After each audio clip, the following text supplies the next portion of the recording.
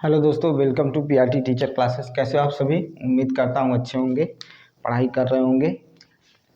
चलिए शुरू करते हैं। आज देखिए बायोलॉजी का एक चैप्टर, क्योंकि कई दिन से मैं कह रहा था कि बायोलॉजी का भी चैप्टर शुरू करने वाले हम लोग हैं, तो धीरे धीरे उस पर भी आते हैं और अच्छे से पढ़ेंगे, सारी जानकारियाँ लेते रहेंगे। तो आज पहली बात तो समझ लीजिए कि हमें पढ़ना क्या है। तो आज हमें कोशिका के बारे में पढ़ना है और कोशिका को डिटेल से पढ़ेंगे, क्योंकि हमें जो एनटीपीसी रेलवे है उनके जो जितने भी फॉर्म आए हैं उन सभी को भरने हैं और सभी का पेपर देना है। इसमें ये चैप्टर काफ़ी इम्पॉर्टेंट और काफ़ी खास है, ठीक है। तो इसे हमें पढ़ना बहुत ज़रूरी है और बहुत अच्छे से इसको पढ़ेंगे, ठीक है। तो चलिए शुरू करते हैं कोशिका के बारे में, सेल के बारे में। देखिए दो सारी चीज़ें वही होती हैं, बस थोड़ा सा आप चीज़ों को ध्यान से देखिए, समझ में आएगा। देखिए जीवों की संरचनात्मक और क्रियात्मक इकाई, ठीक है। जीवों की संरचनात्मक और क्रियात्मक इकाई जो होती है वो कोशिका होती है, ठीक है। जैसे जिस तरह से किसी भी मकान को बनाने के लिए हमें ईंट की ज़रूरत होती है, एक एक ईंट मिलकर क्या करता है, एक मकान तैयार करता है। उसी तरह से जो सेल होता है वो भी एक एक सेल मिलकर क्या बनाता है, एक पूरा जीव बनाता है, यानी एक पूरे मानव का निर्माण करता है या कोई भी जीव या जंतु का निर्माण करता है। तो हम इसके बारे में डिटेल से अब पढ़ेंगे, ठीक है। तो अगर इसे लिखें कि जीवों की सबसे छोटी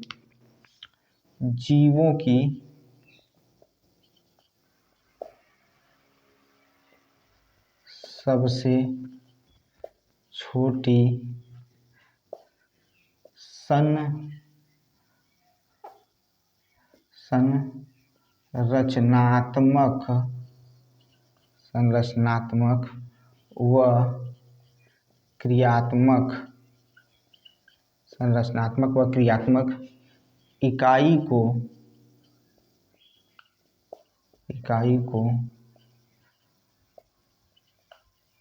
कोशिका कहते हैं, ठीक है।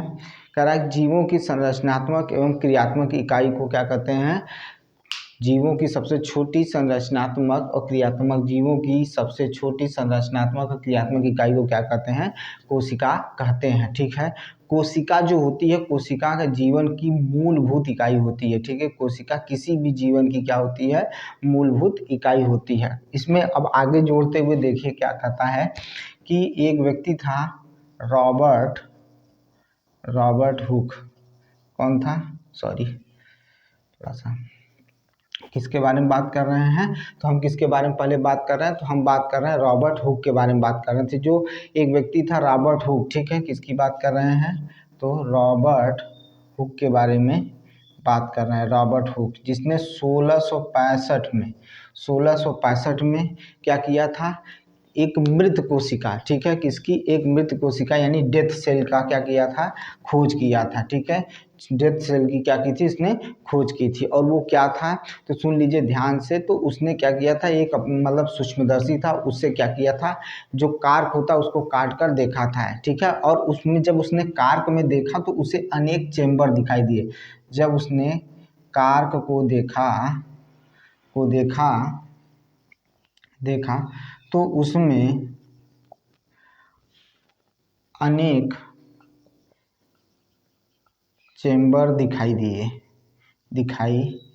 दिया, ठीक है। उसमें क्या दिया, अनेक चेम्बर दिखाई दिया। किस में दिखाई दिया, तो कार्क को काटने पर, ठीक है। कार्क को काटने पर उसमें अनेक चेम्बर दिखाई दिया। और वो, अच्छा अब एक चीज़ और जान लीजिए कि वो जिस कार्क को काटा था वो कार्क किसका था, तो एक ओक वृक्ष होता है उसका कार्क था, ठीक है। ओक वृक्ष के कार्क को काट कर उसने देखा था, ठीक है। फिर से सुन लीजिए, उसने जो काटा था इसे, वो कौन सा था, तो ओक वृक्ष था, ठीक है। ओक नामक वृक्ष था जिसको उसने काटा था, काट कर वहाँ से उसने क्या किया था, किसको देखा था, तो सेल को देखा था। उसने क्या किया, सेल को देखा था। फिर से सुनिएगा, मैं कह रहा हूँ कि जो रॉबर्ट हुक ने 1665 ईस्वी में कार्क को काटा, ठीक है। जब उस कार्क को काट कर सूक्ष्मदर्शी से देखना शुरू किया तो उसमें क्या दिखाई दे रहा था, तो अनेक चेम्बर दिखाई दे रहे थे। जब वो अनेक चेम्बर को देखा तो उस चेम्बर को जब देखा तो उसने ये फील किया या उसने बताया कि ये क्या है, सेल है। और वो जो कार्क है वो किस वृक्ष का था, तो ओक वृक्ष का था। क्वेश्चन पूछ सकता है कि वो किस वृक्ष से लिया गया था, तो ओक से लिया गया था। और इन्होंने नॉन नॉन मतलब जैसे डेथ सेल जो होता है उसकी खोज की थी। उन्होंने किसकी खोज की थी, जो जो नॉन लिविंग सेल होता है उसकी खोज की थी, ठीक है। अब कार्क कोश देखिए, अब ये कार्क जो है, ये जो कार्क सेल था, ये सेल जो था, इस सेल में क्या हुआ था, ये सेल जो था सुबेरिन नामक, ठीक है, सुबेरिन नामक पदार्थ से क्या था, सुबेरिन नामक पदार्थ से घिरा हुआ था, ठीक है। यानी इसमें सुबेरिन होने के कारण, क्या होने के कारण, सुबेरिन होने के कारण, सुबेरिन होने के कारण न तो इससे जल पार जा आर पार जा पाता था, ना तो हवा आर पार जा पाती थी। यानी न तो जल आर पार हो पाता था, न तो गैस आर पार हो पा रहा था। किससे नहीं हो पा रहा था, तो ये जो कार्क था, ये कार्क जो था जिसे जिसे जिससे उन्होंने सेल को प्राप्त किया था, और ये जो कार्क था ये सुबेरिन नामक पदार्थ इसमें था, और इस पदार्थ की वजह से इसमें से न तो जल पार हो पाता था, न तो गैसें आर पार हो पाती थी। यानी पारगम्यता जो थी वो समाप्त हो चुकी थी, ठीक है। क्या हो गई थी, पारगम्यता जो थी समाप्त हो चुकी थी। इसका अगर स्क्रीनशॉट लेना चाहते तो ले सकते हैं।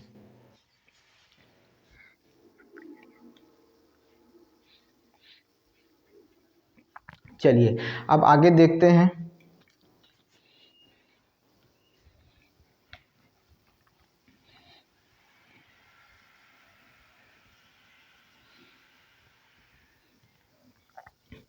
अब देखिए एक अगला जो आया, जिन्होंने क्या किया था कि पूरा तरह से मतलब कि अब सजीव कोशिका की खोज किसने की थी, सजीव कोशिका की खोज किसने की थी, इसके बारे में जानेंगे।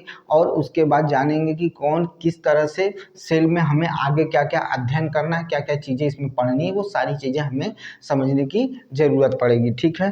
तो चलिए अब आगे बढ़ते हैं, आगे की तरफ देखते हैं कि क्या क्या चीज़ें दी हुई हैं, ठीक है। तो पहले समझ लीजिए कि एक वैज्ञानिक थे एवी ल्यूवेनहॉक। कौन थे, तो एवी ल्यूवेनहॉक थे। कौन थे, तो एवी ल्यूवेनहॉक थे, ठीक है, एवी ल्यूवेनहॉक, ठीक है, एवी ल्यूवेनहॉक थे। एवी ल्यूवेनहॉक जो थे, ठीक है, इन्होंने क्या किया था, इन्हें क्या कहा जाता था, फादर ऑफ बैक्टीरियोलॉजी कहा जाता था। क्या कहा जाता था,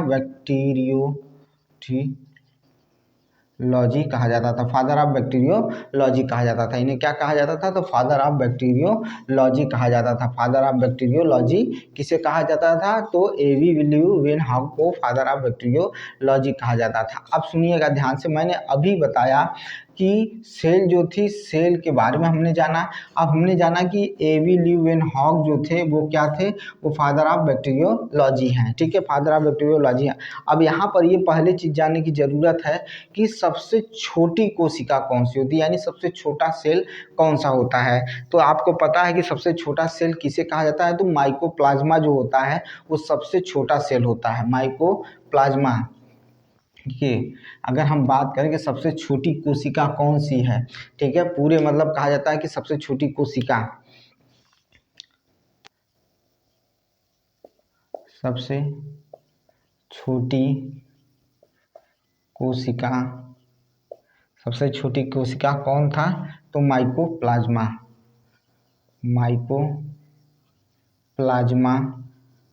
जो है सबसे छोटी कोशिका माइकोप्लाज्मा है। क्या है, माइकोप्लाज्मा नामक एक क्या है, जीवाणु है। और ये क्या है, तो माइकोप्लाज्मा नामक सबसे छोटी कोशिका माइकोप्लाज्मा नामक एक जीवाणु है। क्या है, एक जीवाणु है, ठीक है। माइकोप्लाज्मा नामक एक जीवाणु जो सबसे छोटी कोशिका के बारे में बताता है। अच्छा अब कितना मतलब इसके बारे में अगर किस तरह से भाई इसका कुछ माप हुआ होगा, इसके माप के बारे में देखकर बताया गया होगा कि सबसे छोटी कोशिका, तो जिसकी माप जो है, अगर इसकी माप देखी जाए तो 0 से लेके 1, ठीक है, 0 से लेकर 1 माइक्रोमीटर है, 0 से लेके 1 माइक्रोमीटर, 0 से लेके 1 माइक्रोमीटर है। ठीक है, 0 से लेकर कितना है तो 1 माइक्रोमीटर है इसका माप, 0 से लेकर 1 माइक्रोमीटर इसका माप है। ठीक है, और सबसे बड़ी कोशिका, अगर हम सबसे बड़ी कोशिका की बात करें, सबसे बड़ी कोशिका की बात करें तो कौन है, तो सबसे बड़ी कोशिका के बारे में अगर बात करें तो किसे कहते हैं सबसे बड़ी कोशिका, तो शुतुरमुर्ग का जो क्या होता है ऑस्ट्रिच होता है, यानी अंडा जो होता है शुतुरमुर्ग का जो अंडा होता है, यानी ऑस्ट्रिच का जो क्या होता है शुतुरमुर्ग का अंडा, मुर्ग का अंडा, शुतुरमुर्ग का अंडा जो होता है सबसे बड़ी कोशिका शुतुरमुर्ग के अंडे को माना गया है। शुतुरमुर्ग का अंडा जो होता है उसे माना गया। अगर इसके साइज की बात करें, अगर इसके साइज की बात करें सबसे बड़ी कोशिका शुतुरमुर्ग का अंडा होता है, और अगर इसके साइज की बात करें तो कितने से कितने mm तक होता है, तो 170 mm टू कितना होता है 135 mm। ठीक है, 170 mm से लेकर 135 mm होता है। ठीक है, 135 mm होता है क्या, शुतुरमुर्ग का अंडा जो होता है वो 170 mm से लेकर 135 mm के बीच में होता है। समझ में आया कि नहीं आया। अब सुनिएगा, कोशिका का आयाम जो होता है, कोशिका का आयाम को माइक्रोमीटर में मापा जाता है। ठीक है, पहले इसको स्क्रीनशॉट लीजिए फिर देखते हैं। ठीक है, चलिए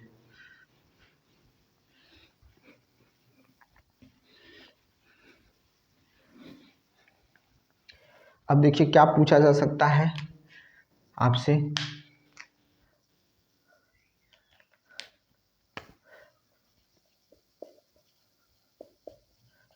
कोशिका का आयाम, कोशिका का आयाम किसमें, यानी आयाम का मतलब यहाँ पर आकार की बात हो रही है। कोशिका का आयाम यानी आकार माइक्रोमीटर में मापा जाता है, यानी कोशिका का आकार या आयाम जो होता है वो किस में मापा जाता है, तो माइक्रोमीटर में मापा जाता है। कोशिका का आयाम मापा जाता है, किस में मापा जाता है, तो माइक्रोमीटर में मापा जाता है। याद रखिएगा, ये क्वेश्चन बहुत बार उठा है कि कोशिका का आयाम किस में मापा जाता है, तो माइक्रोमीटर में मापा जाता है, माइक्रोमीटर में मापा जाता है। अब हम लोग पढ़ेंगे, क्या पढ़ेंगे इसके आगे इसके बारे में और सेल के बारे में चीज़ों को जानने की कोशिश करेंगे। अगर हम बात करें कि मनुष्य में, ठीक है, मनुष्य में सबसे लंबी, ठीक है, सबसे लंबी कोशिका कौन सी होती है, तो तंत्रिका तंत्र होती है, जिसे न्यूरॉन कहा जाता है। क्या कहा जाता है, न्यूरॉन कहा जाता है। मनुष्य में सबसे लंबी कोशिका कौन सी होती है, तो लिख सकते हैं कि मनुष्य में सबसे लंबी कोशिका, सबसे लंबी कोशिका तंत्रिका तंत्र होती है। ठीक है, तंत्रिका तंत्र होती है, जिसे क्या कहा जाता है, न्यूरॉन कहा जाता है। क्या कहा जाता है, न्यूरॉन कहा जाता है। क्या कहा जाता है भाई, न्यूरॉन कहा जाता है। ठीक है, बात समझ में आई कि नहीं आई। मनुष्य की से शरीर की सबसे बड़ी कोशिका अंडाणु होती है। मनुष्य के शरीर की सबसे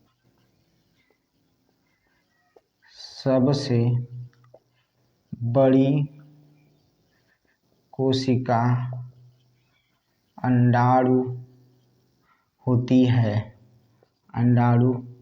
होती है, मनुष्य के शरीर की सबसे बड़ी कोशिका अंडाणु होती है।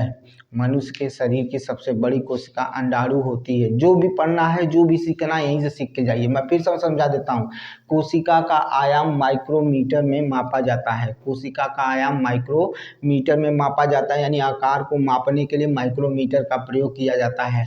मनुष्य के शरीर की सबसे बड़ी कोशिका, सबसे लंबी कोशिका जो होती है वो न्यूरॉन होती है, यानी तंत्रिका तंत्र होती है, यानी तंत्रिका कोशिका होती है। ठीक है, तंत्र न कहना गलत होगा, तंत्रिका का कोशिका कह सकते हैं, ठीक है। और फिर मनुष्य मानव के शरीर का सबसे बड़ा कोशिका कौन सा होता है, तो अंडाणु होता है। क्या होता है, अंडाणु होता है। अब आइए हम लोग पढ़ेंगे सेल थ्योरी यानी कोशिका सिद्धांत पढ़ेंगे। क्या पढ़ेंगे, कोशिका सिद्धांत के बारे में पढ़ेंगे। चलिए चलते हैं सेल थ्योरी में।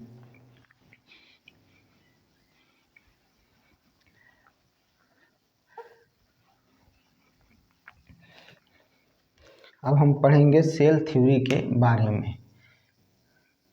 कोशिका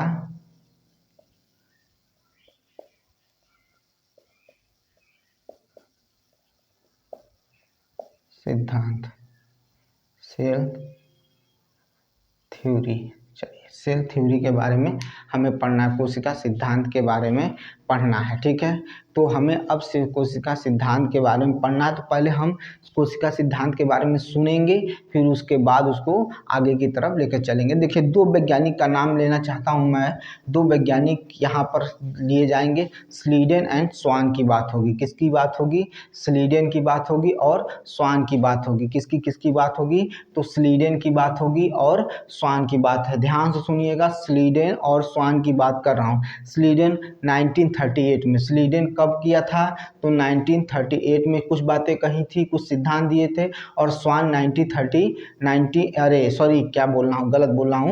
जो स्लीडन थे उन्होंने 1839 में, और स्वान 18 सॉरी यार गलत जा रहा है, फिर से सुनिएगा मैं क्या कहना चाह रहा हूँ कि जो स्लीडन थे, ध्यान से सुनिएगा, स्लीडन जो थे वो 1838 में और स्वान जो थे 1839 में, ठीक है। 1839 में कोशिका सिद्धांत यानी सेल थ्योरी दिए थे। क्या दिए थे, सेल थ्योरी दिए थे। किसकी बात कर रहा हूँ, तो स्लीडेन के बारे में बात कर रहा हूँ। ये स्लीडन के बारे में बात कर रहा हूँ। किसके बारे में बात कर रहा हूँ, तो स्लीडन के बारे में बात कर रहा हूँ, ठीक है। स्लीडन जो थे उन्होंने कब दिया था, तो स्लीडन ने दिया था 1838 में दिया था। स्लीडन ने कब दिया था, तो 1838 में दिया था। क्या दिया था, कोशिका यानी सेल थ्योरी के बारे में बताया था। और उसी में कुछ जोड़ते हुए स्वान ने भी क्या कहा था कि कोशिका के मतलब यानी सेल थ्योरी के बारे में बताया था। सेल थ्योरी के बारे में बताया था, और कब बताया था, तो 1839 में बताया था। 1839 में बताया था, ठीक है। तो पूछ लिया जाता है कि स्लीडन ने कब दिया था और स्वान ने कब दिया था। तो स्लीडन ने जो दिया था वो 1838 में दिया था, जबकि स्वान ने दिया था 1839 में दिया था। कब दिया था, 1839 में सेल थ्योरी के बारे में बताया था, सेल थ्योरी के बारे में कहा था। अब हम लोग बारी बारी से सेल थ्योरी के बारे में जानेंगे, फिर उसके बाद उसको लिखेंगे। देखिए क्या कहा था कि सभी जीव, ठीक है, सभी जीव कोशिकाओं के बने होते हैं। फिर से सुनिएगा, क्या मैंने कहा कि सभी जीव किसके बने होते हैं, तो कोशिकाओं के बने होते हैं, ठीक है। दिमाग में रखिएगा, सभी जीव कोशिकाओं के बने होते हैं। पहला पॉइंट है, प्रत्येक जीव की उत्पत्ति एक कोशिका से होती है। प्रत्येक जीव की उत्पत्ति एक कोशिका से होती है, ठीक है। ये बात ध्यान में रखिएगा, सभी जीव कोशिकाओं से मिलकर बने होते हैं और प्रत्येक जीव की उत्पत्ति एक कोशिका से होती है, ठीक है। प्रत्येक कोशिका स्वतंत्र होती है, किंतु ये सभी मिलकर किसी एक कार्य को संपन्न करते हैं। फिर से सुनिएगा कि प्रत्येक कोशिका स्वतंत्र होती है, प्रत्येक कोशिका स्वतंत्र होती है, किंतु सभी मिलकर किसी एक कार्य को संपन्न करते हैं, ठीक है। ये बात ध्यान रखिएगा। फिर प्रत्येक कोशिका के में क्या होता है, एक केंद्रक होता है। प्रत्येक कोशिका में एक केंद्रक होता है जो कि कोशिका के सभी कार्य को नियंत्रित करता है, जो कोशिका के सभी कार्य को क्या करता है, नियंत्रित करता है। ये रहा सेल थ्योरी। अब इसी के बारे में हम लोग लिखेंगे और इसके बारे में जानेंगे। पहले ये देख लीजिए कि कोशिका सिद्धांत कौन दिया था, स्लीडन दिए थे और स्वान ने दिया था। स्लीडन ने दिया था 1838 में और स्वान ने दिया था 1839 में। चलिए आगे बढ़ते हैं। अब इसके बाद एक एक पॉइंट को करके लिखते हैं, ठीक है। और आप भी उसको क्या करेंगे, स्क्रीनशॉट लेंगे, लिखेंगे, ठीक है। चलिए पहला देखिए क्या कह रहा हूं मैं,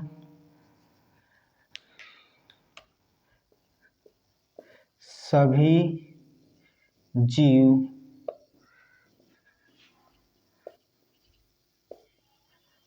कोशिकाओं से मिलकर बने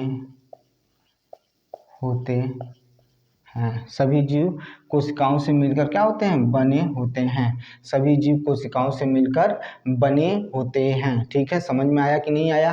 कह रहा कि प्रत्येक जीव की उत्पत्ति कोशिका से होती है। प्रत्येक जीव की उत्पत्ति क्या होती है, प्रत्येक जीव की उत्पत्ति कोशिका से होती है। प्रत्येक जीव की उत्पत्ति कोशिका से होती है। प्रत्येक जीव की उत्पत्ति क्या होती है, कोशिका से होती है। प्रत्येक जीव की उत्पत्ति क्या होती है, कोशिका से होती है। प्रत्येक जीव की उत्पत्ति क्या होती है, कोशिका से होती है। अब क्या कह रहा है कि जो कोशिकाएं होती हैं, ठीक है, प्रत्येक कोशिका स्वतंत्र होती है, किंतु मिलकर ये सभी मिलकर एक कार्य को क्या करते हैं, संपन्न करते हैं। क्या मैं बोल रहा हूँ, मैं ये बोल रहा हूँ आपके सामने कि प्रत्येक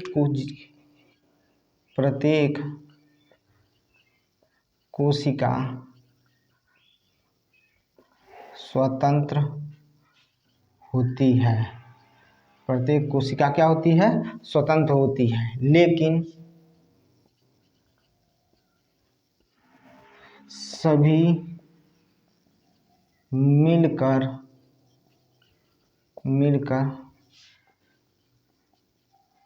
किसी कार्य को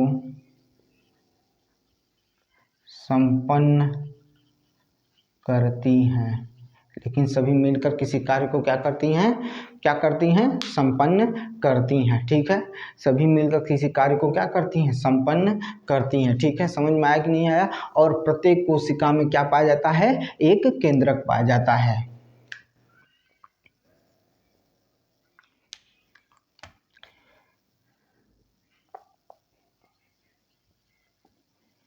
प्रत्येक कोशिका में एक केंद्रक पाया जाता है जो कोशिका को नियंत्रित करता है। ठीक है, इसका स्क्रीनशॉट ले लीजिए भाई। ठीक है, थोड़ा नीचे हो गया। ठीक है, अभी ध्यान रखेंगे कि ऊपर लिखा जाए। देख लीजिए, फिर से सुनिएगा। मैंने कहा कि सभी जीव कोशिकाओं से मिलकर बना होता है या बने होते हैं। ठीक है, प्रत्येक जीव, ठीक है, प्रत्येक जीव की उत्पत्ति कोशिका से होती है। प्रत्येक कोशिका स्वतंत्र होती है, लेकिन सभी मिलकर किसी कार्य को संपन्न करते हैं। और प्रत्येक कोशिका में एक क्या होता है, केंद्रक होता है, जो सभी मतलब पूरे कोशिका को क्या करता है, नियंत्रित करता है। ठीक है, वो क्या करता है, पूरी कोशिका को नियंत्रित करता है। पूरी कोशिका को क्या करता है, नियंत्रित करता है। ठीक है, समझ में आया कि नहीं आया। या कोशिका के कार्यों को नियंत्रित करता है, दोनों बातें एक ही कही जा सकती हैं। ठीक है, लेकिन अब यहाँ पर देखिएगा, कुछ अपवाद में जहाँ से क्वेश्चन उठते हैं, क्वेश्चन बहुत ज़्यादा वहाँ से उठते हैं, उनके बारे में अब जानने की ज़रूरत आपको पड़ेगी। देखिए, क्या कहता हूँ कि भले ये चीज़ लिख दी गई है, लेकिन कुछ कोशिका ऐसी होती हैं जो कोशिका सिद्धांतों का अनुपालन यानी उनके नियमों का पालन नहीं करती, यानी कोशिका सिद्धांत के नियमों का पालन नहीं करती हैं। फिर से सुनिएगा, मैं ये कह रहा हूँ कि कुछ जीव ऐसे होते हैं जो कोशिका के नियमों का पालन, कोशिका का जो नियम है या कोशिका का जो सिद्धांत है उसको क्या करते हैं, पालन करते ही नहीं है। ठीक है, पालन नहीं करते हैं, वो क्या है, वो अपवाद में गिने जाते हैं। ऐसे जीवों के बारे में अब हम पढ़ने चल रहे हैं। इसी में पहला जीव है वायरस, जिसे विषाणु कहते हैं। तो चलिए आइए देखते हैं।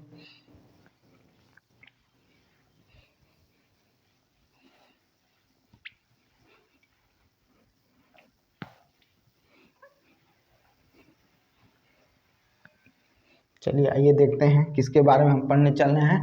अब हम पढ़ने चल रहे हैं वो जीव जो कोशिका के नियमों का अनुपालन यानी कोशिका के सिद्धांत का अनुपालन या कोशिका के सिद्धांत को नहीं फॉलो करते हैं, यानी उन नियमों को फॉलो नहीं करते हैं, उनके बारे में जानेंगे। तो चलिए जानते हैं। पहला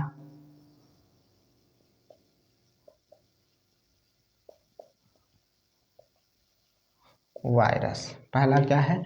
वायरस। ठीक है, पहला हम क्या पढ़ेंगे? विषाणु के बारे में पढ़ेंगे।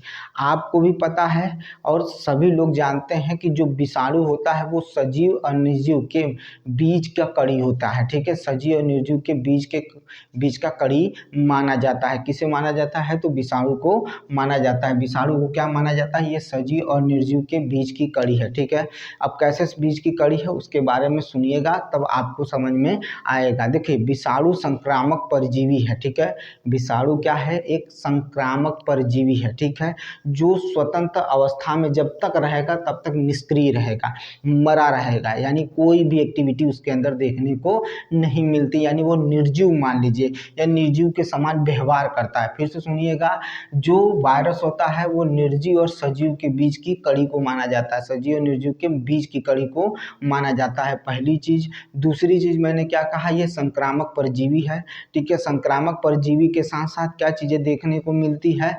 तो ये क्या होता है? एक निर्जीव के भांति व्यवहार करता है, यानी जब तक वो किसी के माध्यम में नहीं आता या किसी के संपर्क में नहीं आता है, यानी स्वतंत्र होता है, तो स्वतंत्र होने की अवस्था में वो कैसा होता है? तो वो स्वतंत्र होने की अवस्था में निष्क्रिय होते हैं, यानी निर्जीव के समान व्यवहार करते हैं। परंतु वातावरण यानी अनुकूल वातावरण जैसे ही प्राप्त होता है इनको, जैसे ही इनको कि किसी में ये मतलब किसी माध्यम में पहुंचते हैं, वैसे ही क्या हो जाते हैं? सजीव के समान व्यवहार करना शुरू कर देते हैं। तो चलिए देखिए क्या कह रहा हूँ। देखिए, मैं कह रहा हूँ कि विषाणु सजीव व निर्जीव के बीच की कड़ी होता है या माना गया है। मैंने क्या कहा? विषाणु जो होता है वो सजीव और निर्जीव के बीच की कड़ी को माना गया है। विषाणु संक्रामक परजीवी है। क्या कहा? विषाणु संक्रामक परजीवी है। संक्रामक परजीवी है। विषाणु क्या है? संक्रामक परजीवी है। विषाणु क्या है? संक्रामक परजीवी है। ठीक है, मैंने क्या कहा? विषाणु जो है संक्रामक परजीवी है। जब यह स्वतंत्र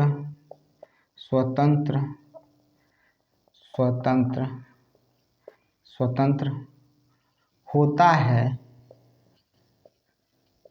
तब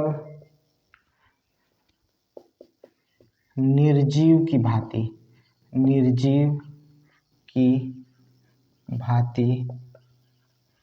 व्यवहार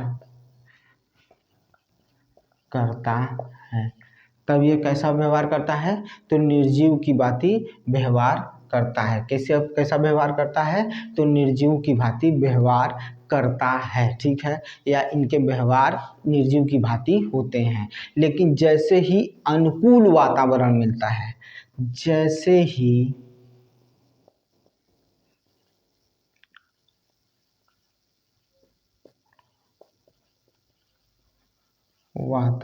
अनुकूल वातावरण मिलता है तो यह सजीव की भांति कार्य करने लगता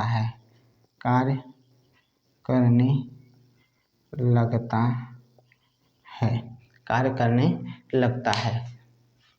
या सजीव के समान व्यवहार करना शुरू कर देता है। ठीक है, सजीव की भांति व्यवहार करना शुरू कर देता है। ठीक है, सजीव की भांति व्यवहार करना शुरू कर देता है, याद रखिएगा। ठीक है, ठीक है, फिर से सुनिए। विषाणु सजीव और निर्जीव के बीच की कड़ी होता है। विषाणु संक्रामक परजीवी है, संक्रामक परजीवी है, याद रखिएगा। जब यह स्वतंत्र होता है तब निर्जीव की भांति व्यवहार करता है। जैसे ही अनुकूल वातावरण मिलता है यह सजीव की भांति व्यवहार करना या सजीव की भांति कार्य करना शुरू कर देता है, यानी कार्य करने लगता है। ठीक है, अब ध्यान से सुनिएगा, अब इम्पॉर्टेंट चीज चलने शुरू कर रही है। ठीक है, अब ध्यान से सुनिएगा क्योंकि यही पूछा जाता है, यहीं पर ही क्वेश्चन बनते हैं। देखिए विषाणु में, ठीक है, या कहा जाए विषाणु जो होता है केवल न्यूक्लिक अम्ल से निर्मित होता है। किससे निर्मित होता है? तो न्यूक्लिक अम्ल से निर्मित होता है। ठीक है, इसको मैं मिटा देता हूँ, फिर बताता हूँ कि क्या कह रहा हूँ। ध्यान से सुनिएगा।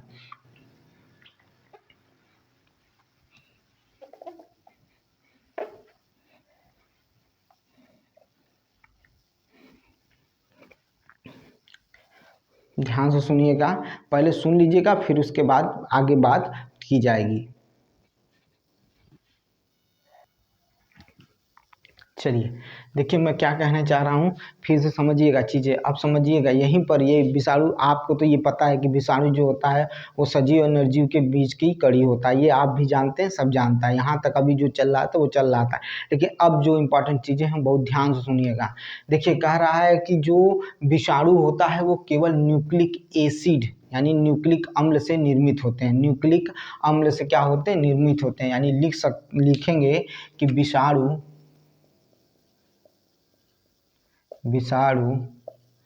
केवल न्यूक्लिक अम्ल से निर्मित होते हैं। विषाणु केवल न्यूक्लिक अम्ल से क्या होते हैं? निर्मित होते हैं। न्यूक्लिक अम्ल से केवल क्या होते हैं? अब निर्मित होते हैं। अब सुनिएगा न्यूक्लिक अम्ल क्या है। न्यूक्लिक अम्ल में दो चीज़ें, डीएनए और आरएनए दोनों पाया जाता है। अच्छा, ये डीएनए क्या करता है? तो जो आनुवांशिक लक्षण होते हैं उनको क्या करता है? स्थानांतरण करने का काम करता है। और डीएनए कहाँ पाया जाता है? तो केंद्रक में भी पाया जाता है और माइटोकॉन्ड्रिया में भी पाया जाता है। कहाँ पाया जाता है डीएनए? तो केंद्रक में पाया जाता है और माइटोकॉन्ड्रिया में भी पाया जाता है। ठीक है, फिर से सुनिएगा। डीएनए जो होता है आनुवांशिक लक्षणों को क्या करता है? ट्रांसफर करता है। एक संतति में से दूसरे में क्या करता है? संतति में से दूसरे में ट्रांसफर करने का कार्य डीएनए का होता है। ठीक है, यह आनुवांशिक लक्षणों को ट्रांसफर करता है। दूसरी चीज सुनिएगा ध्यान से, मैं बता दूं, डीएनए की जो इकाई होती है वो क्या होती है? तो जीन होती है। डीएनए की इकाई जो होती है वो क्या होती है? सबसे छोटी इकाई क्या होती है? तो क्या होती है? जीन होती है। एकदम अपने दिमाग में बैठा के रखिएगा। ठीक है, चीजों को समझिएगा। अब डीएनए देखिए तीन चीजें इसमें देखने को मिलता है। डीएनए में ध्यान से सुनिएगा, जो चीजें बता रहा हूँ बहुत ध्यान से सुनिएगा। डीएनए में तीन चीजें हमें देखने को मिलता है। क्या क्या मिलता है? तो शुगर मिलता है, ठीक है, बेस मिलता है जिसे क्षार कहते हैं, ठीक है, और फास्फेट मिलता है। इसमें क्या क्या मिलता है? शुगर मिलता है, क्षार मिलता है और क्या मिलता है? फास्फेट मिलता है। ठीक है, अगर हम क्षार की बात करें यानी बेस की बात करें तो इसमें 4 प्रकार के बेस पाए जाते हैं। उसको हम आगे भी बताएंगे आपको, लेकिन अगर अभी इसको बारे में बताना शुरू करेंगे तो काफ़ी लंबा हो जाएगा। ठीक है, तो इसे लंबा नहीं करना है। उसी तरह से आरएनए भी 3 तरह के पाए जाते हैं। एक आरएनए होता है, टीआरएनए होता है और एमआरएनए होता है। इसके बारे में भी हम लोग बात करेंगे, लेकिन अभी यहाँ पर बात नहीं कर सकते क्योंकि अभी हम लोग क्या पढ़ रहे हैं, किसके बारे में पढ़ रहे हैं? तो वायरस के बारे में पढ़ रहे हैं। ठीक है, जब भी हमें अभी आगे चलने दीजिए, मौका मिलेगा तो हम सारी चीज़ें आपको बताते हुए चलेंगे। टेंशन मत लीजिएगा, एक तरफ से सारी चीज़ें मैं बताऊंगा। तो मैंने क्या कहा? विषाणु केवल न्यूक्लिक अम्ल से निर्मित होता है, जिसमें यानी न्यूक्लिक अम्ल में क्या होता है? डीएनए और आरएनए की बात कही गई है। ठीक है, अब देखिए ध्यान से सुनिएगा। इसी के मतलब जिसके चारों ओर, भाई जब जहाँ न्यूक्लिक अम्ल की बात होगी वहाँ प्रोटीन जरूर आएगा, याद रखिएगा। कौन आएगा? तो प्रोटीन आएगा। तो जिसके चारों ओर प्रोटीन का क्या होता है? आवरण होता है। यहाँ पर हम लिख सकते हैं कि जिसके, यहाँ से लिखते हैं, जिसके चारों ओर प्रोटीन का आवरण होता है। जिसके चारों ओर क्या होता है? प्रोटीन का आवरण होता है। ठीक है, बात समझ में आई कि नहीं आई, इतना ध्यान दीजिएगा। अगर ये हो गया हो तो फिर इसके बाद आगे बढ़ें।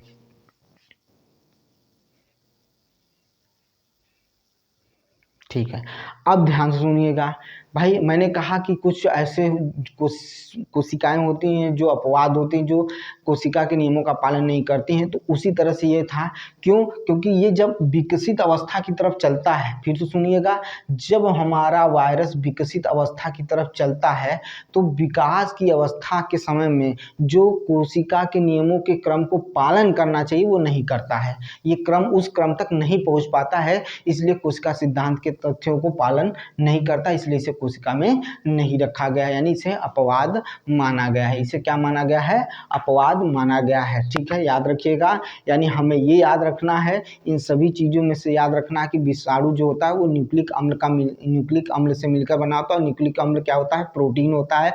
न्यूक्लिक अम्ल में डीएनए और आरएनए मिलता है। डीएनए जो होता है आनुवंशिक लक्षणों को क्या करता है? ट्रांसफर करता है। इसकी सबसे छोटी इकाई जो होती है वो जीन होती है, याद रखिएगा।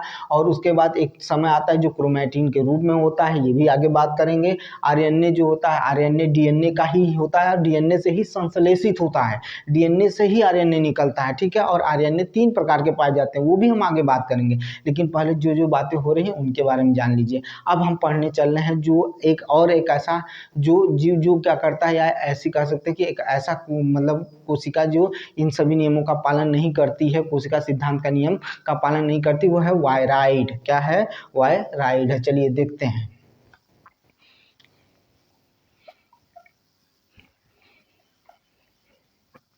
पहले इसके बारे में सुन लेते हैं, फिर उसके बाद हम लोग क्या करेंगे, इसको पढ़ेंगे अच्छे से। ठीक है, तो पहले हेडिंग देख लीजिए, क्या लिख रहा हूँ? वायराइड। ठीक है, किसकी बात कर रहे हैं? दूसरे किसकी बात कर रहे हैं? तो वायराइड की बात कर रहे हैं, वायराइड की बात कर रहे हैं। ठीक है, समझ में आई बात कि नहीं आई भाई? देख लीजिएगा। ठीक है, वायराइड की बात करने चल रहे हैं। पहले इनके बारे में सीखेंगे, फिर उसके बाद करते हैं। ये भी क्या करता है? वायराइड भी जो होता है वो विषाणु के समान होता है। कैसा होता है? तो विषाणु के समान होता है। कैसा होता है? तो विषाणु के समान होता है, परंतु आकार में अपेक्षाकृत बहुत ही छोटा है। यहाँ क्या होता है? बहुत अपेक्षाकृत बहुत छोटा पादप रोगकारी जीव होता है, यानी पादपों में पाए जाने वाला, यानी रोग के रूप में ये पाया जाता है। विषाणुओं के विपरीत इसमें प्रोटीन अनुपस्थित होता है, इसमें प्रोटीन नहीं पाया जाता, यानी न्यूक्लिक अम्ल का अभाव होता है। ये जीव भी क्या करता है?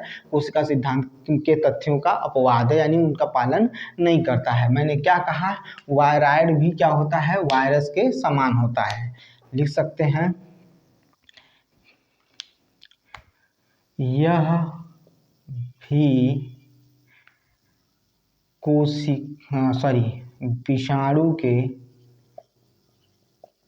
विषाणु के समान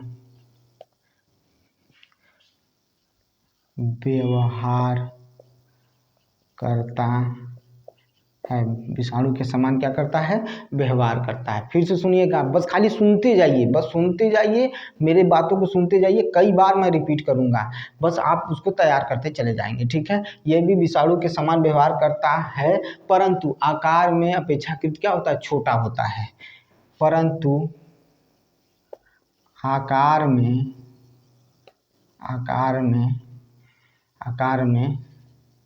अपेक्षाकृत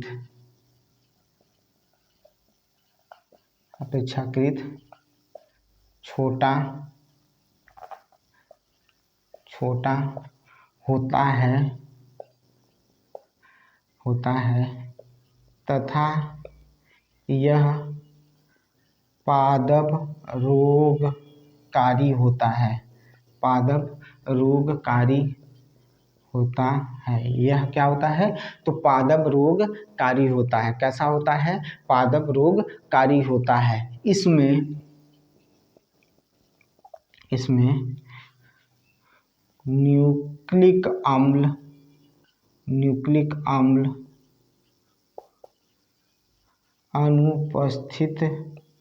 अनुपस्थित होता है, इसमें न्यूक्लिक अम्ल अनुपस्थित होता है। ठीक है, इसमें न्यूक्लिक अम्ल अनुपस्थित होता है। यह भी क्या करता है, तो कोशिका के सिद्धांत के तथ्यों का अपवाद है, यानी उसका पालन नहीं करता है। ये हो गया वायराइड। हमने पढ़ा वायरस, फिर पढ़ा वायराइड।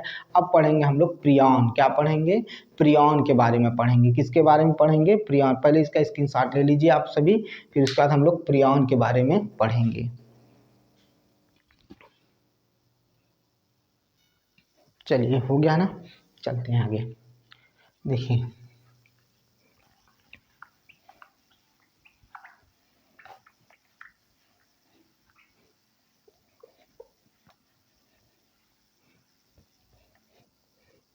अब ये हो गया। अब तीसरा देखिएगा, प्रियॉन। किसकी बात करने चल रहे हैं, प्रियॉन के बारे में बात करने चल रहे हैं। ध्यान से सुनिएगा, प्रियॉन क्या होता है, क्या नहीं होता, उसके बारे में ध्यान सुनिएगा।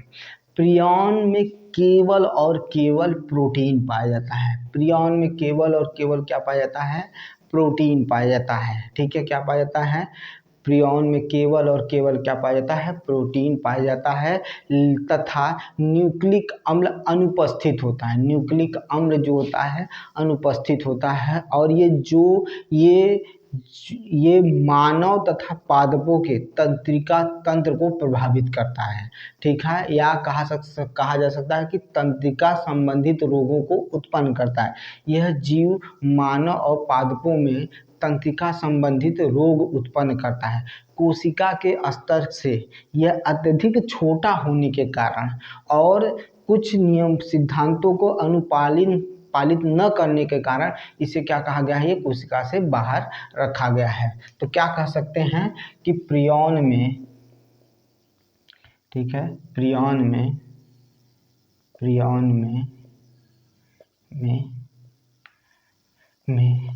केवल कोशिका केवल प्रोटीन पाया जाता है, परंतु न्यूक्लिक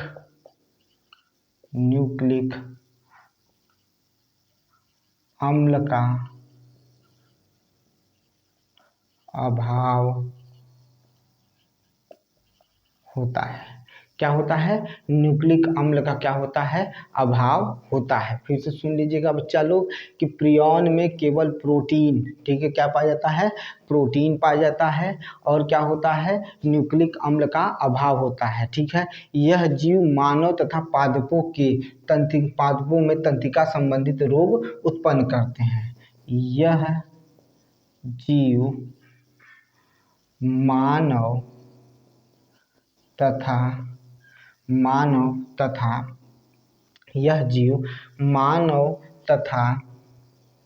पादपों में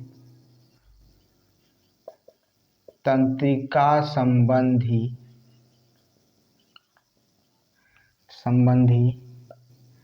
रोग उत्पन्न करता है। यह क्या करता है, मानव में, ठीक है, यह जीव मानव तथा पादपों में तंत्रिका संबंधी क्या करता है, रोग को उत्पन्न करते हैं। ठीक है, कोशिका के स्तर से अत्यधिक छोटा होने के कारण, कोशिका के स्तर से अत्यधिक छोटा होने के कारण यह कोशिका सिद्धांत का अनुपालन नहीं करता है। ठीक है, कोशिका सिद्धांत का अनुपालन नहीं करता है। ठीक है, देख लीजिए, प्रियॉन, किसके बारे में हमारी बात हुई है आपसे, तो प्रियॉन के बारे में बात हुई है। तो प्रियॉन में केवल प्रोटीन पाया जाता है, क्या पाया जाता है, प्रोटीन पाया जाता है, परंतु न्यूक्लिक अम्ल का अभाव होता है। और क्या होता है, यह जीव मानव तथा पादपों में तंत्रिका संबंधी रोग उत्पन्न करते हैं, ठीक है। और क्या होता है, ये इतना छोटा होता है कि इसको हम कोशिका के नियमों का पालन नहीं करता, इसे हम लोग क्या करते हैं, बाहर रखते हैं। कोशिका के सिद्धांत की वजह फॉलो न करने की वजह से इसे क्या कहा जाता है, कोशिका से अलग रखा जाता है। अब लास्ट है, किसकी बात करने चल रहे हैं, तो आरबीसीज की बात करने चल रहे हैं। किसकी बात करने चल रहे हैं, तो आरबीसी की बात करने चल रहे हैं। चलिए देखिए अगला,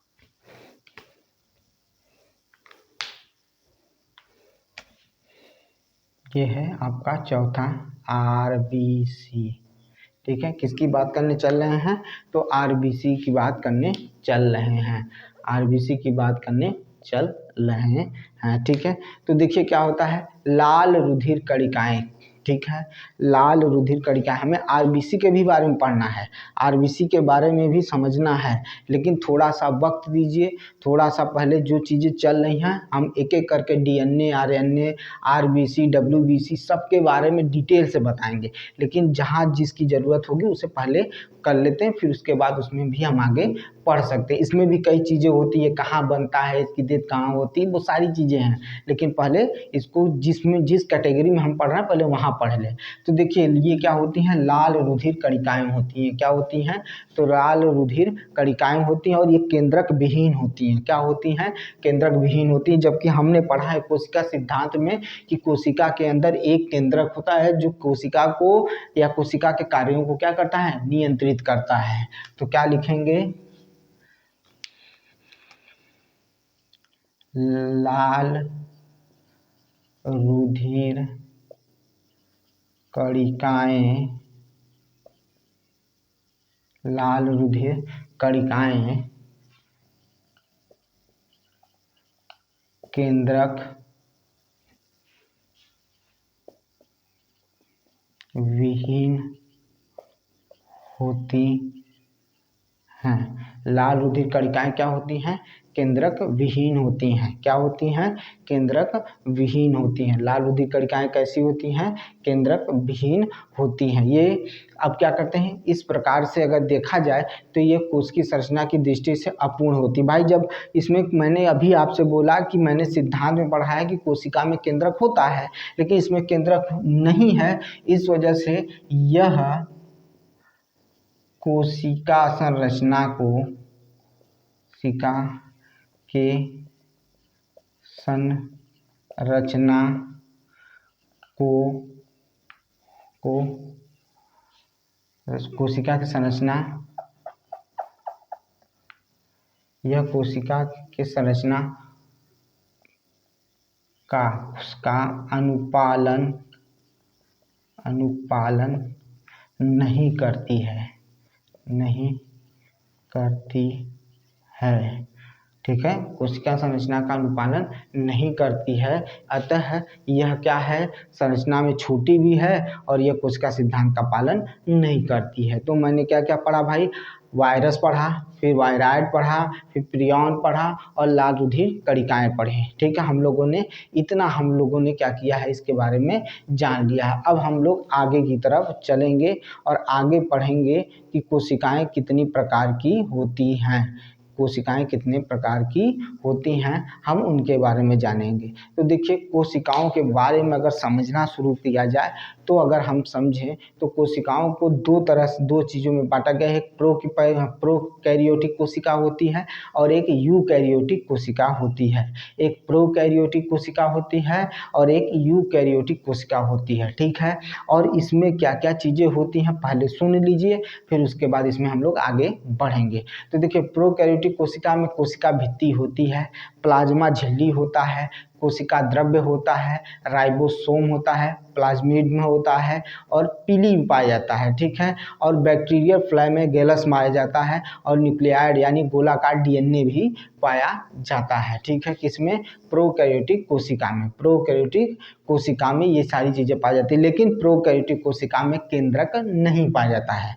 प्रोकैरियोटिक कोशिका में केंद्रक नहीं पाया जाता है। लेकिन जबकि अगर यूकैरियोटिक कोशिका के बारे में जाने तो यूकैरियोटिक कोशिका में पादप झिल्ली पाया जाता है, तारक केंद्र पाए जाते हैं, गाल्जी काय पाया जाता है, चिकनी अंतर्द्रव्य जालिका यानी इंडोप्लाज्मिक रेटिकुलम पाया जाता है, ठीक है। किस कोशिका झिल्ली पाई जाती है, लाइसोसोम पाया जाता है, राइबोसोम पाया जाता है, माइटोकॉन्ड्रिया पाया जाता है, ठीक है।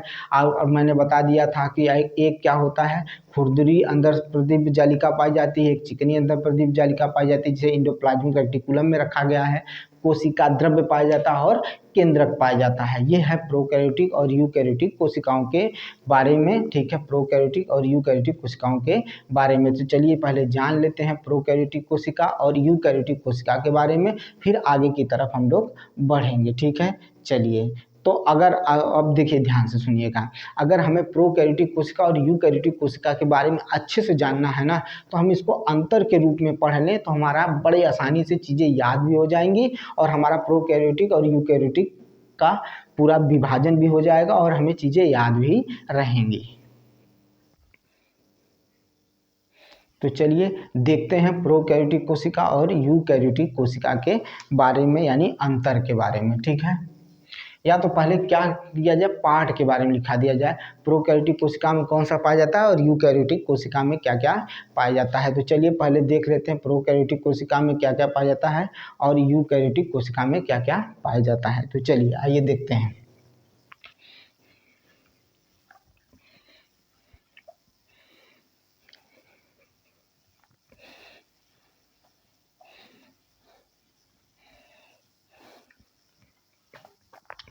तो चलिए देखिए आप,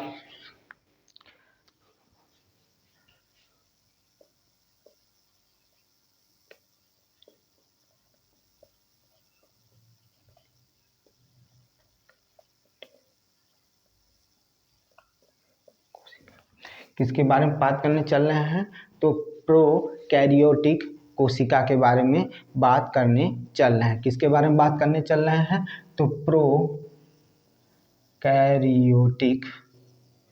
ठीक है, सेल के बारे में बात करने चल रहे हैं। किसके बारे में बात करने चल रहे हैं, तो प्रोकैरियोटिक, ठीक है, सेल के बारे में, कैरियोटिक सेल के बारे में बात करने चल रहे हैं, ठीक है। तो क्या क्या होता है उसके बाद देखिएगा। अगर हम पहला इसमें देखा जाए, अगर हम लिखते हैं साधारण तौर पर, तो इसके ऊपर लिखा क्या होता है, तो एक खोल होता है।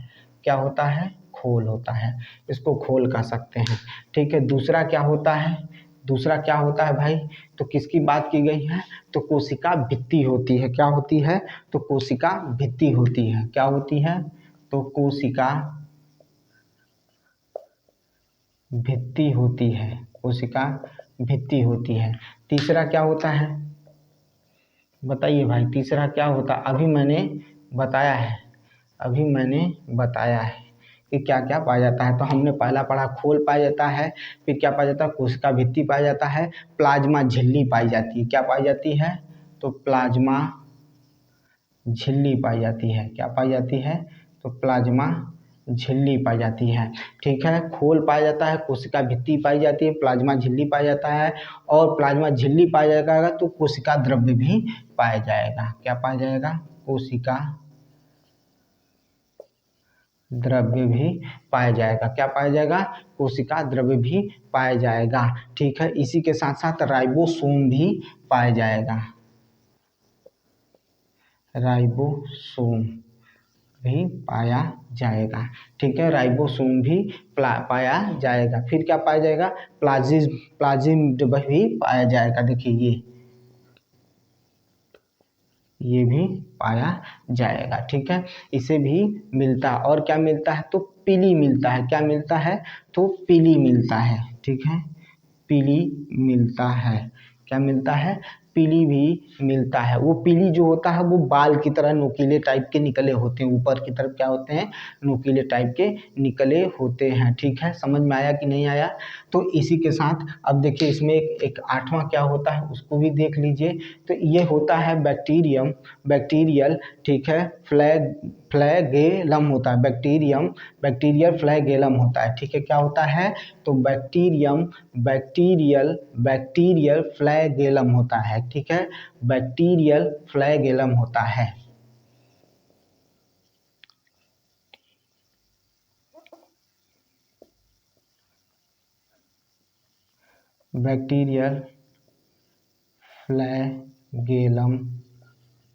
बैक्टीरियल फ्लैगेलम होता है, बैक्टीरियल फ्लैगेलम होता है। और ये कैसा होता है? तो पूंछ की तरह होता है। कैसा होता है? पूंछ की तरह निकला होता है। क्या निकला होता है? पूंछ की तरह होता है। और क्या होता है? तो इसमें न्यूक्लियाइड होता है। क्या होता है? न्यूक्लियाइड होता है। क्या होता है? तो किसकी बात कर रहे हैं? न्यूक्लियाइड की तरह होता है। ठीक है, न्यूक्लियाइड होता है, न्यूक्लियाइड।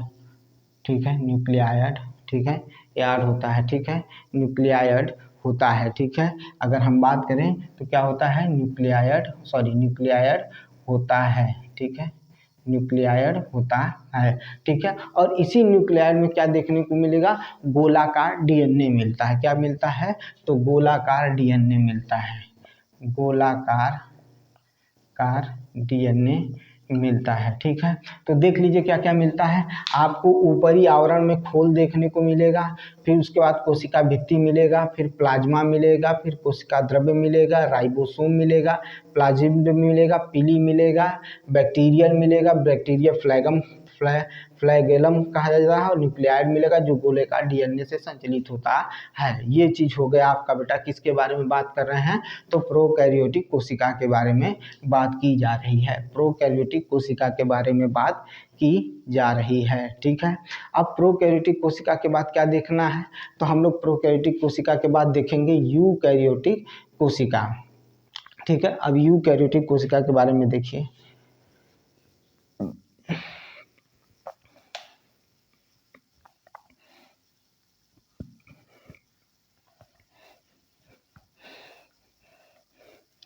ये जितने इसमें पार्ट थे उनको ये लर्न रखिएगा, उनको याद रखिएगा, पूछ लिया जाता है। ठीक है, इसलिए वजह से ये नहीं कि उसको हम छोड़ दें, इस तरह से लिखकर बस छोड़ दें, नहीं, आप चीज़ों को लर्न करते रहिए।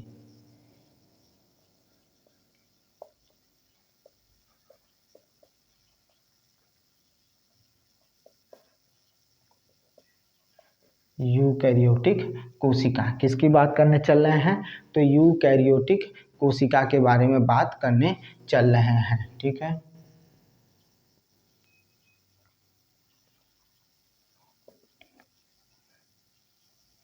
ठीक है, यूकैरियोटिक सेल क्या होगा भाई? Eukaryotic cell. ठीक है, यूकैरियोटिक कोशिका। ठीक है, इसमें क्या क्या होता है सबके बारे में जानेंगे और अच्छे से जानेंगे। ठीक है, तो पहला इसमें क्या होगा देख लीजिएगा। तो इसमें पहले क्या देखने को मिलेगा? तो प्लाज्मा झिल्ली देखने को मिलेगा। क्या मिलेगा? प्लाज्मा झिल्ली,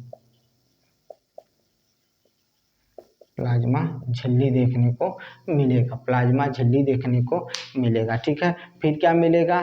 तो तारक केंद्र मिलेगा। क्या मिलेगा? तारक केंद्र देखने को मिलेगा। ठीक है, का तारक केंद्र देखने को मिलेगा। ठीक है, ठीक है, तारक केंद्र देखने को मिलेगा। इसी में क्या मिलेगा? गाल्जी काय देखने को मिलेगा। क्या देखने को मिलेगा? तो गाल्जी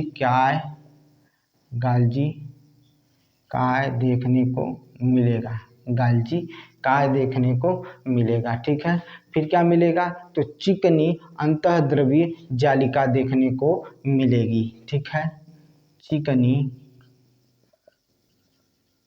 अंतःद्रव्य जालिका। और क्या देखने को मिलेगा? तो खुरदुरी अंतःद्रव्य जालिका खुरदुरी अंतःद्रव्य जालिका, यानी चिकनी अंतःद्रव्य जालिका और खुरदरी अंतःद्रव्य जालिका देखने को मिलेगी। और क्या देखने को मिलेगा, तो यहाँ पर मिलेगा लाइसोसोम देखने को। क्या मिलेगा, लाइसोसोम, लाइसोसोम देखने को मिलेगा, लाइसोसोम देखने को मिलेगा। ठीक है, लाइसोसोम के साथ साथ क्या देखने को मिलेगा, तो राइबोसोम देखने को मिलेगा, राइबोसोम देखने को मिलेगा। और क्या मिलेगा, राइबोसोम देखने को मिलेगा। फिर क्या देखने को मिलेगा, तो माइटोकांड्रिया देखने को मिलेगा,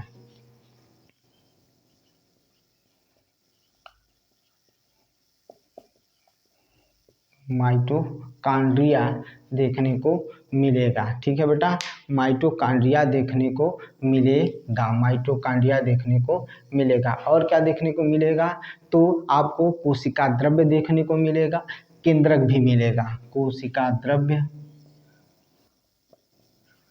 कोशिका द्रव्य। और भी क्या मिल सकता है कोशिका द्रव्य के साथ साथ, केंद्रकीय झिल्ली, यानी पहले केंद्रक लिख लेते हैं, केंद्रक और केंद्रकीय, केंद्रकीय झिल्ली देखने को मिलेगी, केंद्र की झिल्ली देखने को मिलेगी। ठीक है, केंद्र की झिल्ली देखने को मिलेगी। ठीक है, ये सारी चीज़ें आपको किस में देखने को मिलेगा, यूकैरियोटिक कोशिका में देखने को मिलेगा। ये रहा बेटा आपका प्रोकैरियोटिक और यूकैरियोटिक। अभी घबराइएगा नहीं, अभी तो शुरुआत हुई है बायो की। ठीक है, इसी तरह से केमिस्ट्री भी शुरू होगा और फिजिक्स भी शुरू चलता रहेगा। ठीक है, और आपके सामने जो भी टॉपिक रख रहा हूँ उसको बड़े डिटेल से पढ़िए, एक एक चीज़ को समझिए। मैं बार बार दोहरा रहा हूँ, बार बार बोल रहा हूँ, आप उसको पढ़िए, तैयार करिए और ज़्यादा से ज़्यादा बच्चों के पास शेयर करिए जो नहीं खरीद सकते हैं, कोर्स नहीं खरीद सकते हैं, उनके लिए साइंस बहुत ही काम करेगा। ठीक है, और एनटीपीसी के बच्चे एकदम लगातार लगे रहें, क्योंकि मैं अब लगातार लगा रहूँगा आपके साथ। ठीक है, तो अगर आपको मेरा वीडियो अच्छा लगता है तो शेयर करिए, सब्सक्राइब करिए मेरे चैनल को, और बहुत ज़्यादा से ज़्यादा लोगों के बीच में शेयर करिए। उन बच्चों को शेयर करिए जिनके पास पैसा का अभाव हो, जो नहीं पढ़ पा रहे हैं, उन्हें कम से कम ये फ्री वीडियो मिलेगा तो वो अपनी तैयारी कर सके हैं। मिलते हैं नेक्स्ट वीडियो में, बहुत बहुत धन्यवाद।